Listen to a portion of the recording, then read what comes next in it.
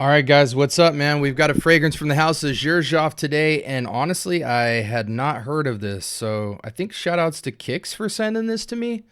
Strap up, man. We're going for that scent bubble ride. Okay, dinner for two. I watch that head move side to side as I let the sin into the room. You are on time, let's connect minds. Trying to get into a mood. We gon' be fine. Close up the blinds, no rush. Finish the food. All right, welcome to the scent bubble. I'm your host for the afternoon. From the house of Xerjoff, we have Starlight, and we're going straight into this one.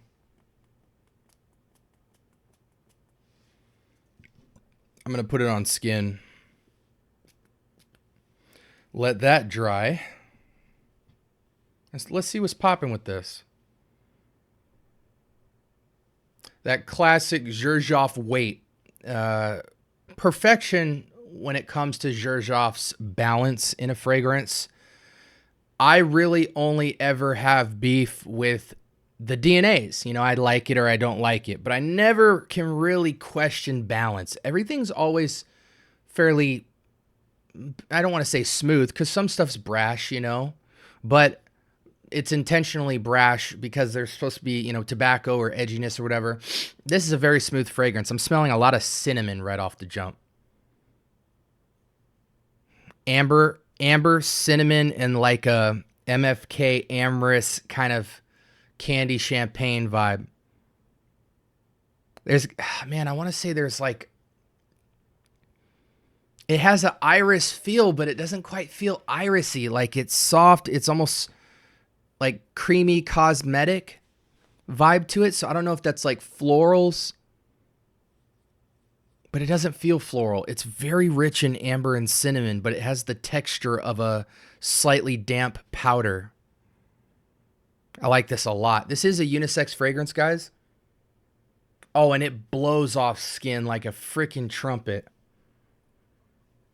Men might be intimidated by this, but guys, because of how sweet it is, but all my young guys out there who are rocking freaking Dolce and Gabbana the One, you know, anything from Givenchy, anything from Jean Paul Gaultier, Paco Rabanne, you know, anything, Phantom 1 million. This is actually maybe a little less sweet than that by at least 1 point. So y'all will be fine. It's just my older men who might not like sweet scents. This is maybe a 6 in sweetness, but it's so smooth. It is so smooth. Amber and cinnamon. The cinnamon is knocked down crazy, so I hate to talk in clone language, but this is just one of the most cinnamony fragrances ever that I'm referring to, Teriyaki Intense. You guys know how rich and ambery and full of cinnamon that fragrance is. This is much more soft with like a cosmetic damp powder touch to it. But it has almost as much cinnamon as that fragrance, but this is dialed back about 2 notches because Teriyaki Intense is like almost entirely cinnamon. This is dialed back at least 2 notches from that. This is actually what I wish Teriyaki would have felt like. And I love Teriyaki, but I mean, gosh dang it, that thing is full of cinnamon and it does smell good. But I feel like if they would have dialed it down, it would have had more versatility. Really like this a lot, guys. Oh, it's even lightening up right now, which is so beautiful because it's leaning more perfectly unisex. I like this a lot. If you're fans of stuff like MFK Amorous, Amorous Straight, Aqua Universales, that type of stuff, you know, Nishane Ani, Fan Your Flames, even Coromandel, Le Leon. This is going to be so your guys' speed. Trust me, man. Let's go ahead and switch over.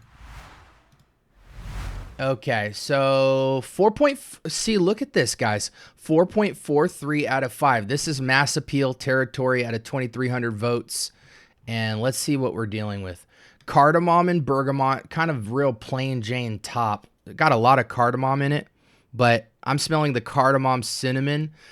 You guys have heard me tell you before, a lot of times when bergamot is a top note, it's just projecting everything under it. So sometimes you don't get a distinct bergamot note because you're not supposed to. It's just elevating the fragrance.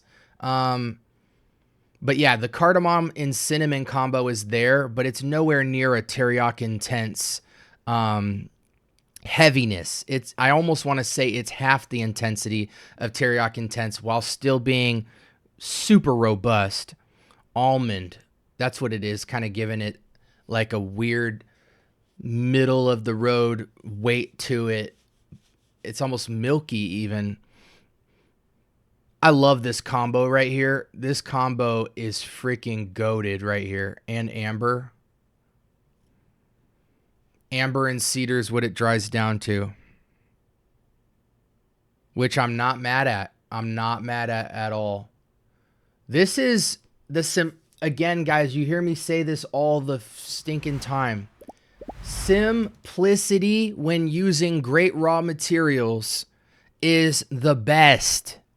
Because essentially what this house did is they made an incredible base and then just used great singular raw material compounds to put some good character in there. The almond, the cinnamon, you know, the bergamot to give all that some personality. Then the cardamom spice, the robust, smooth, spicy contrast of the clove and cardamom kind of powerhousing together to just create this kind of rich spice accord that is so smoothed out by cinnamon. This is good, man. And it pops way more off skin than on test strip, though it's fairly almost a one-to-one transfer. It just gets animated on skin. That amber really just, you know, just kind of makes it come alive. Amazing fragrance, guys. Gosh, do I want to go there with it? Do I need to bust the stream deck out?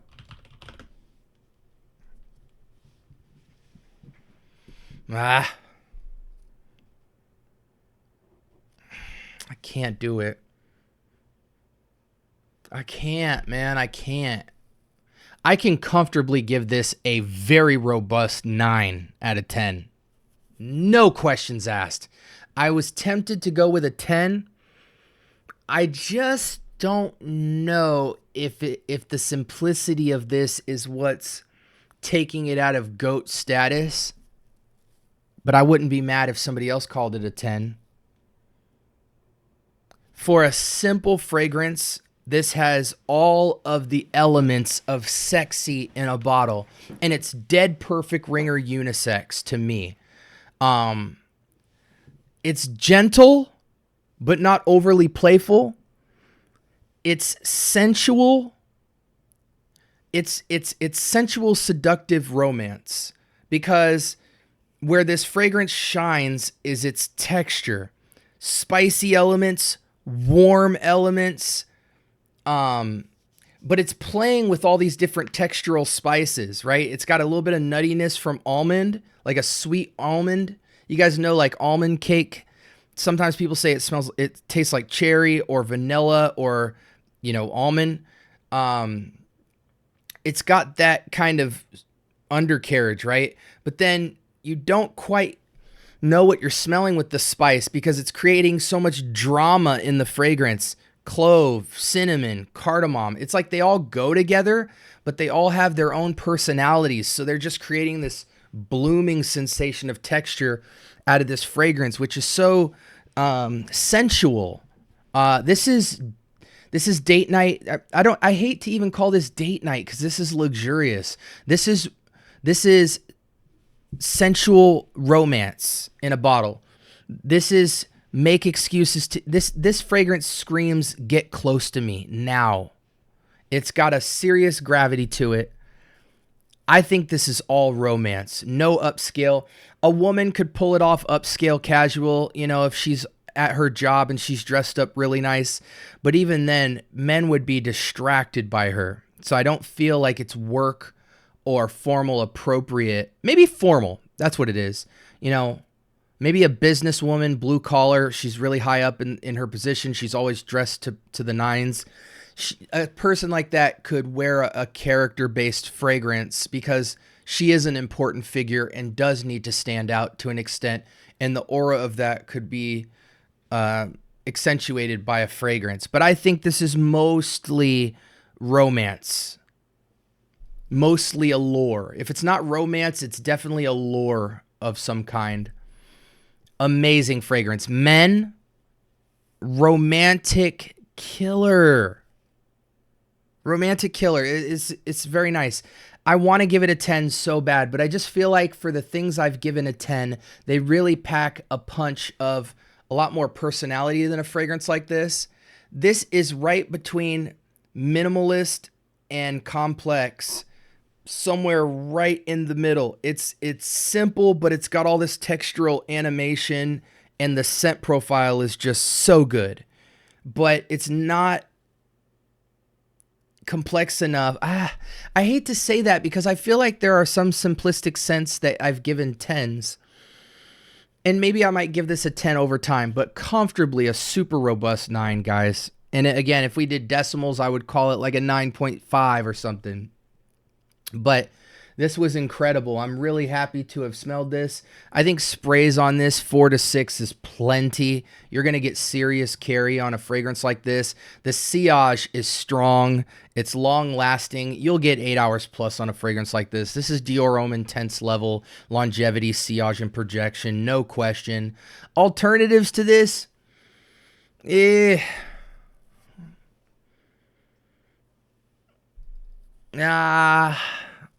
I really can't give you guys alternatives, man. I can only put you in the vicinity of, which would be like 1 spray of Teriyaki Intense, 1 spray of, ooh.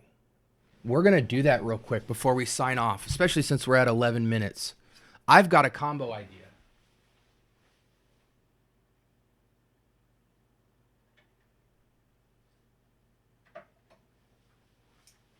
This is going to be a lot heavier. Matter of fact, hold on.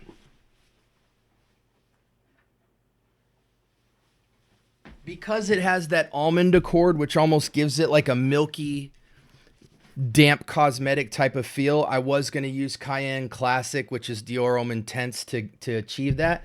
But I'm going to ash it up a little bit with Gary's Den, which is, to me, the best Dior Homme Parfum rendition. I actually prefer it over the 2025 release of Dior Homme Parfum because it's fresher, but you still get just as much longevity. And then I have Teriyaki Intense, which is very close to this fragrance. Let's see if we can combo this. So I'm going to do 2 sprays just to get it on there. I mean, we only were like 11 minutes in, guys. Let's have some fun. Because otherwise, I don't have an alternative for you.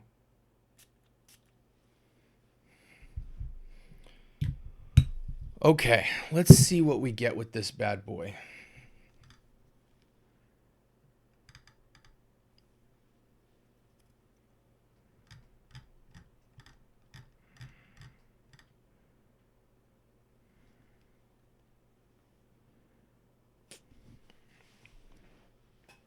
Guys,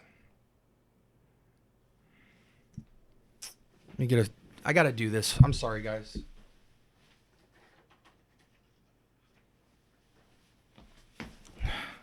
I gotta compare this now because it, I mean, that's a good smell. All right, let's get some more Starlight on a strip.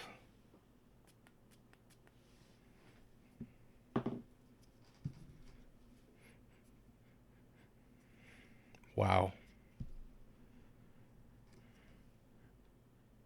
Okay, it's not the same profile. This gets about 80% in the door with profile, but in terms of sexy, seductive, allure, sensual feel, the vibe check is 100%.